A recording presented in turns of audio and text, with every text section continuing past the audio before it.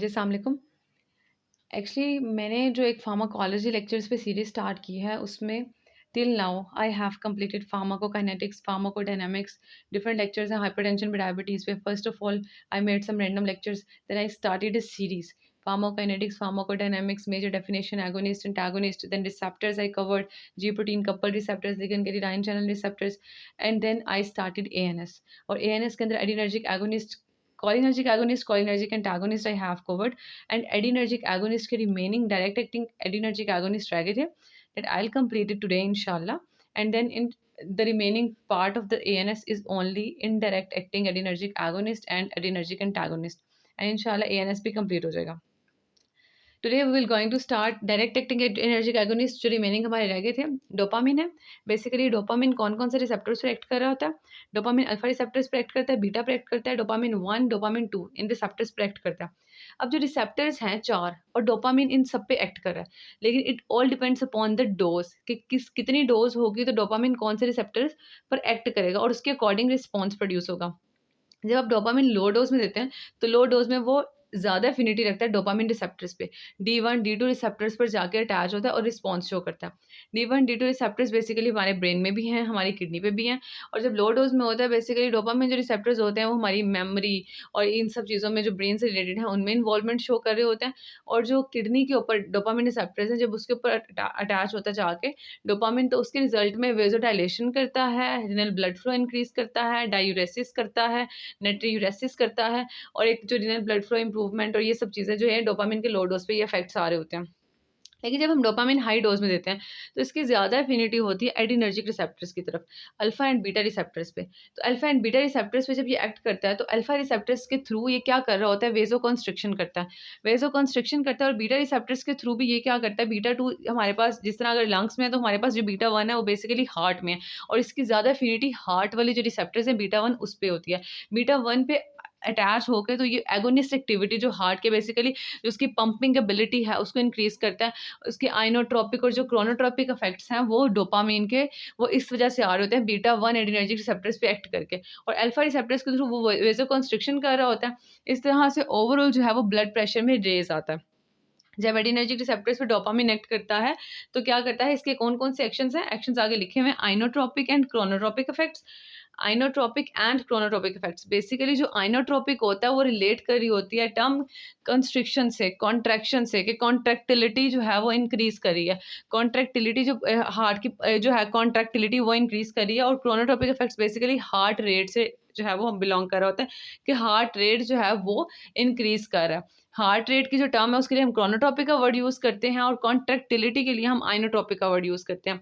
Inotropic and chronotropic effects इसके actions हैं और ये किसके थ्रू हो रहे हैं, बीटा 1 एडिनर्जिक रिसेप्टर्स जो हार्ट पे प्रेजेंट है उसकी स्टिमुलेशन के थ्रू हो रहे हैं.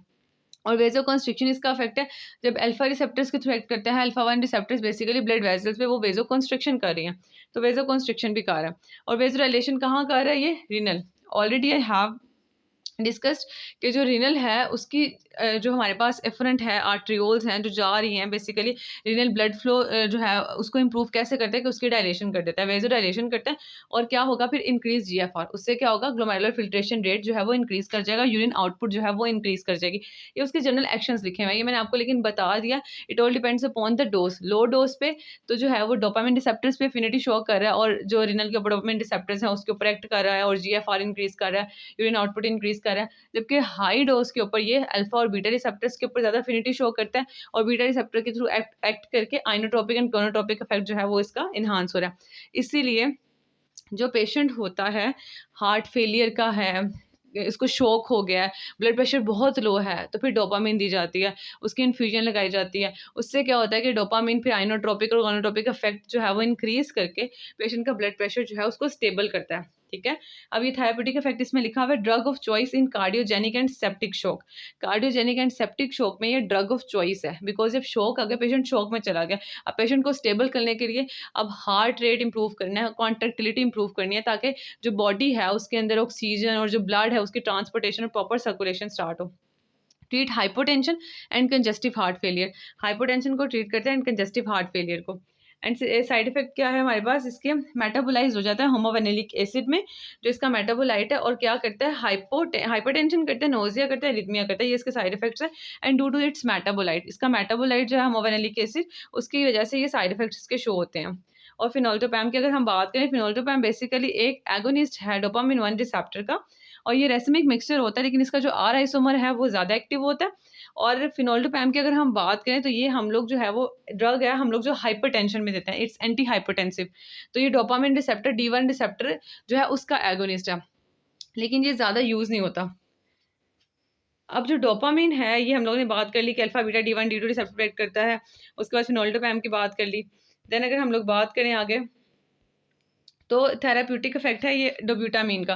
डोब्यूटामीन बेसिकली जिस तरह डोपामीन था वो 4 रिसेप्टर से जिसके ऊपर एक्ट कर रहा था, लेकिन जो डोब्यूटामीन है वो बीटा 1 एगोनिस्ट है। सिर्फ बीटा 1 रिसेप्टर जो है उसके थ्रू इफेक्ट शो कर रहा है वो। और इसके जो थेराप्यूटिक इफेक्ट्स हैं वो ये कि एक्यूट कंजेस्टिव हार्ट फेलियर, अगर एक्यूट कंजेस्टिव हार्ट फेलियर होता है उसमें ज़्यादा इफेक्टिव है, और इसकी जो ज़्यादा सपोर्ट होता है वो आइनोट्रोपिक है रादर देन क्रोनोट्रोपिक। जो डोपामीन है उसकी हमने बात की थी कि उसके आइनोट्रोपिक इफेक्ट्स भी हैं एंड क्रोनोट्रोपिक इफेक्ट्स भी हैं, वो हार्ट रेट को भी इम्प्रूव कर रहा है, वो कॉन्ट्रैक्टिलिटी को भी इम्प्रूव कर रहा है। लेकिन जो डोब्यूटामीन है उसकी ज़्यादा सपोर्ट आइनोट्रोपिक है आफ्टर कार्डियक सर्जरी। जो पेशेंट को सपोर्ट चाहिए होती है, कॉन्ट्रैक्टिलिटी उसकी हार्ट की इंप्रूव होनी चाहिए आफ्टर कार्डियक सर्जरी, तो वो डोब्यूटामीन जो है उस केस में ज़्यादा इफेक्टिव है। ये भी रेसमिक मिक्सचर है। अगर इसके साइड इफेक्ट की बात करें तो used in caution with atrial fibrillation, atrial fibrillation में इसको कॉशन से यूज़ करना चाहिए, बिकॉज इसके प्रोलॉन्ग यूज से टॉलरेंस डेवलप हो जाती है। अब जो टॉलरेंस डेवलप हो जाएगी फिर ये अफेक्ट शो नहीं करेगा। टॉलरेंस ये होता है ना कि अगर आप कोई प्रोडक्ट दे रहे हो बेसिकली, अब उसी डोज पे जब आप वो दे रहे हो तो उसका कोई इफेक्ट ही नहीं आ रहा, पेशेंट को कोई इफेक्ट ही नहीं हो रहा, बिकॉज वो टॉलरेंस डेवलप हो चुकी है। तो वो एट्रियल फिब्रिलेशन में इसको कॉशियसली यूज़ करते हैं, बिकॉज ये तो कॉन्ट्रैक्टिलिटी ही इंप्रूव करे। फिब्रिलेशन में भी ये हार्ट बिल्कुल जस्ट वाइब्रेट करे, उसकी कॉन्ट्रैक्टिलिटी इस तरह इतने ज़्यादा हार्ट बीट्स पर मिनट हो चुके हैं कि वो पंप ही नहीं सही कर पा रहा, ना उसको कॉन्ट्रैक्ट होने का टाइम मिल रहा है, ना उसको रिलैक्स होने का टाइम मिल रहा है, और इस तरह जो ब्लड है वो आउट ज़्यादा जा ही नहीं रहा। अच्छा, ऑक्सीमेटाजोलिन की अगर हम बात करें तो ये अल्फा 1 एंड अल्फा 2 एगोनिस्ट, बहुत रिसेप्टर्स का एगोनिस्ट है, अल्फा 1 का भी और अल्फा 2 का भी। लेकिन इसका जो थेराप्यूटिक इफेक्ट है basically as a nasal decongestant है, nasal decongestant and ophthalmic drops में ये यूज़ होता है। ऑक्सीमेटाजोलिन बेसिकली जो हमारे नेजल कंजेशन होती है ना, वो इस वजह से होती है, हमारी ये जो साइनसेस होती हैं अगर डायलेशन हो गया वहाँ पे, तो डायलेशन की वजह से कंजेशन हो रही होती है। लेकिन जब ये अल्फा 1 रिसेप्टर के थ्रू एक्ट करता है ना ऑक्सीमेटाजोलिन, तो ये क्या होगा कि उसकी कॉन्स्ट्रिक्शन करा देगा। जब कॉन्स्ट्रिक्शन कराएगा, डायलेशन कम होगी, वो जो कंजेशन है वो कम हो जाएगी। That's why it acts as a nasal decongestant. और साइड इफेक्ट इसके यहाँ स्नीजिंग है, बर्निंग ऑफ नजल मिकोजा हो गया, कंजेशन दोबारा भी हो सकती है, रिबाउंड कंजेशन है, डिपेंडेंस हो सकती है। अगर हम फिनाइलेफ्रीन की बात करें तो जो फिनाइलेफ्रीन है बेसिकली ये अल्फा 1 रिसेप्टर का एगोनिस्ट है। ये अल्फा 1 रिसेप्टर के थ्रू एक्ट करती है, एक सिंथेटिक ड्रग है, कैटेकोल डेरिवेटिव नहीं है, नॉट सबस्ट्रेट ऑफ कैटेकोलोमिथाइल ट्रांसफरेज। ये कैटेकोल डेरिवेटिव नहीं है और कैटेकोलोमिथाइल ट्रांसफरेज जो है उस एंजाइम का सबस्ट्रेट भी नहीं है। ये थेराप्यूटिक इफेक्ट की अगर हम बात करें तो ये नेजल डीकंजेस्टेंट है, ऑप्थाल्मिक सॉल्यूशन में भी यूज होता है फॉर मेड्रियासिस। नेजल डीकंजेस्टेंट जिस तरह मैंने ऑलरेडी बताया, क्योंकि ये वेजो कंस्ट्रिक्शन करेगा और जो है नेजल कंजेशन को कम करेगा, as a nasal decongestant use हो रहा है, और फॉर मेड्रियासिस यूज होता है। फिनाइलेफ्रीन को हम लोग मेड्रेटिक कह देंगे, मेड्रियासिस कराता है। बेसिकली अल्फा 1 रिसेप्टर के तौर पर जब ये एक्ट करता है उसके ऊपर, तो वो क्या करते हैं, वो कॉन्स्ट्रिक्शन करते हैं। कॉन्स्ट्रिक्शन किसकी करेंगे, रेडियल मसल्स की कॉन्स्ट्रिक्शन करते हैं। बेसिकली हमारे आउटर जो होते हैं ना पीपल के, वो रेडियल मसल्स होते हैं, इंटरनल जो है वो सर्कुलर मसल्स होते हैं, जो सर्कुलर मसल्स। अब जो सर्कुलर मसल्स हैं, जब रेडियल मसल्स कॉन्स्ट्रिक्ट कर जाएंगे तो सर्कुलर मसल्स जो है वो डायलेट कर जाएंगे। जब वो डायलेट कर जाएंगे तो मिड्रियासिस हो जाएगी, प्यूपल डायलेट कर गया, ठीक है। तो इसलिए ये मिड्रियासिस कर रहा होता है, उसको डायलेट करके रेडियल मसल्स को। साइड इफेक्ट्स इसका क्या है कि बीपी इंक्रीज कर रहा है, रिफ्लेक्स ब्रेडिकार्डिया भी कर सकता है। बीपी कैसे इंक्रीज कर रहा है, बिकॉज ये अल्फा 1 रिसेप्टर का एगोनिस्ट है, अल्फा 1 रिसेप्टर के ऊपर जब एक्ट करेगा फिर वेजो कंस्ट्रिक्शन भी होगी, जब वेजो कंस्ट्रिक्शन होगी तो बीपी रेस करेगा, क्योंकि ब्लड वेजल्स की जब कंस्ट्रिक्शन होगी ब्लड का प्रेशर ऑटोमेटिकली इंक्रीज कर जाएगा, पेरिफेरल रेजिस्टेंस इंक्रीज कर जाएगी, तो इसलिए ये बीपी इंक्रीज कर देगा, उसकी वजह से रिफ्लेक्स ब्रेडिकार्डिया भी है। क्लोनिडीन की अगर हम बात करें तो क्लोनिडीन बेसिकली अल्फा 2 एगोनिस्ट होता है, क्लोनिडिन अल्फा 2 एगोनिस्ट है और अल्फा 2 रिसेप्टर जो है वो जी इनहिबिटरी से बिलोंग करता है, जी इनहिबिटरी से बिलोंग करता है। और जी इनहिबिटरी बेसिकली क्या करती है, नॉरएपिनेफ्रिन के रिलीज को इनहिबिट करती है, क्योंकि जो जी जिस तरह जी स्टिमुलेटरी है वो बेसिकली रिलीज करा रही है किसी चीज़ को, जो जी इनहिबिटरी से बिलोंग करते हैं ना, तो इस वजह से ये क्या करते हैं, नॉरएपिनेफ्रिन के रिलीज को ही इनहिबिट कर देती है। नॉरएपिनेफ्रिन का रिलीज जब इनहिबिट होता है तो वेजोकंस्ट्रिक्शन भी कम हो जाती है, और इस तरह से ये एसेंशियल हाइपरटेंशन के अंदर जो है वो यूज होती है क्लोनिडिन, और रेजिस्टेंट हाइपरटेंशन में भी हम कह सकते हैं। Decrease withdrawal effects of opiates, benzodiazepines and tobacco smoking, उसके जो विड्रॉल इफेक्ट्स हैं उसको डिक्रीज कर देती है। बेसिकली हमारा जो सीएनएस है उस पर ये इफेक्ट करती है, बिकॉज अल्फा 2 रिसेप्टर्स हमारे ब्रेन के अंदर जो नॉरएपिनेफ्रिन का डिस्चार्ज कर रहे होते हैं, उस नॉरएपिनेफ्रिन के डिस्चार्ज को कम कर देते हैं, ठीक है। और ये इसलिए एसेंशियल हाइपरटेंशन में यूज हो रही है। उसके बाद अगर हम नेक्स्ट देखें तो हमारे पास इसके साइड इफेक्ट्स की बात करें तो इसमें साइड इफेक्ट्स हैं, इसके कॉन्स्टिपेशन है, जीरोस्टोमिया है। जीरोस्टोमिया माउथ ड्राइनेस को कहते हैं, और बेसिकली ये होता है कि जब नॉरएपिनेफ्रिन रिलीज जो है वो कम हो रहा है, उसकी वजह से स्लाइवरी सिक्रीशंस जो हो रही थी वो भी कम हो गई है, माउथ ड्राइनेस स्टार्ट हो गई है। रिबाउंड हाइपरटेंशन भी हो सकती है, ठीक है, पेशेंट को दोबारा जो है वो रिबाउंड हाइपरटेंशन की तरफ भी जा सकता है। मीटाप्रोटेरिनोल की बात करें तो it's not catecholamine, resistant to catechol O methyl transferase, catechol O methyl transferase से ये मेटाबोलाइज नहीं होता है, बीटा 2 एगोनिस्ट है। It's beta 2 agonist. Beta 2 agonist basically sympathomimetic होता है, और सिम्पैथोमाइमेटिक्स जो है वो जी स्टिमुलेटरी जो प्रोटीन है उससे बिलोंग करते हैं, और जी स्टिमुलेटरी बेसिकली क्या करते हैं, स्मूथ मसल्स को डायलेट कर देते हैं। जब ब्रोंकियोल्स के स्मूथ मसल्स की डायलेशन कर देते हैं जो बीटा 2 एगोनिस्ट होते हैं, उससे क्या होता है, ब्रोंको डायलेशन का अफेक्ट आता है, ठीक है। जब बीटा 1 के थ्रू एक्ट करते हैं तो वो वहाँ पे हार्ट पे कॉन्ट्रेक्टिलिटी इंप्रूव कर रहे होते हैं, लेकिन जब बीटा 2 के थ्रू एक्ट कर रहे हैं तो जी स्टिमुलेटरी स्मूथ मसल्स को डायलेट कर देती है और ब्रोंकोडायलेशन हो जाती है। एल्ब्यूट्रॉल एंड टर्ब्यूटालिन भी बीटा 2 एगोनिस्ट हैं, लेकिन ये शॉर्ट एक्टिंग होते हैं, ब्रोंकोडायलेटर्स हैं, इनकी 3 आवर का जो है वो टाइम पीरियड है डायलेशन का, एल्ब्यूट्रॉल का।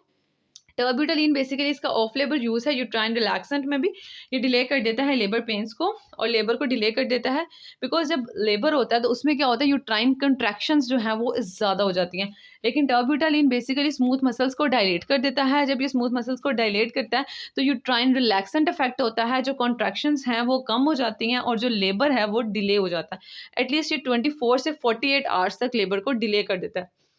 और साइड इफेक्ट जो है वो उसके ट्रेमर्स हैं।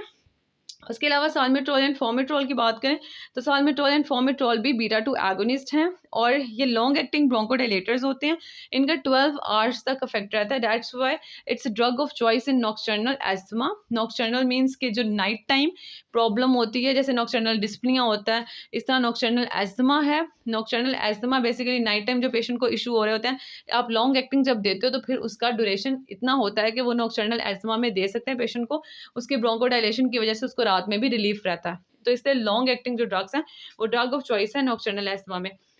हमारी फिनिश हो गया डायरेक्ट एक्टिंग एड्रीनर्जिक एगोनिस्ट। इंशाल्लाह नेक्स्ट लेक्चर में indirect acting adrenergic agonist start करूँगी, और वो इंशाल्लाह कंप्लीट हो जाएंगे। देन हमारे सिर्फ एड्रीनर्जिक एंटागोनिस्ट रह जाएंगे, एंड आफ्टर दैट इंशाल्लाह आई विल स्टार्ट सीवीएस और CNS. It all depends upon your interest. आप लोग बता दीजिएगा, जो कहेंगे वो वाला सिस्टम स्टार्ट कर लेंगे, लेकिन प्लीज़ लेक्चर सुनिएगा। मैं आप लोगों के लिए स्ट्रगल करती हूँ कि मेरी वजह से किसी को कोई बेनिफिट हो जाए किसी पॉइंट पे। मेरे जो पिछले लेक्चर्स हैं उसकी भी एक कॉन्टीन्यूटी आ रही है, अगर आप जो है उसे सुनेंगे आई थिंक सो आपको बेनिफिट होगा कि आप जो हमारी बड़ी वाली लिपन कोट है आप उससे पढ़ें, लेक्चर सुन लें, और जो ना समझ आए आप फिर मुझसे पूछ सकते हैं। मैंने ग्रुप बनाया हुआ है, फेसबुक पे भी है, व्हाट्सएप पे भी है, किसी तरह भी कांटेक्ट कर लें, कोई बात जो ना समझ आए पूछ लें। लेकिन आप जो लिपन कोट है वो आपके लिए बहुत आसान हो जाएगी जब आप ये लेक्चर सुन लेंगे, ठीक है। उसके अलावा अगर लेक्चर अच्छा लगे तो प्लीज़ शेयर कीजिएगा, और चैनल को भी लाइक कर दीजिएगा, सब्सक्राइब कर दीजिएगा। Thank you so much. अल्लाह हाफिज़।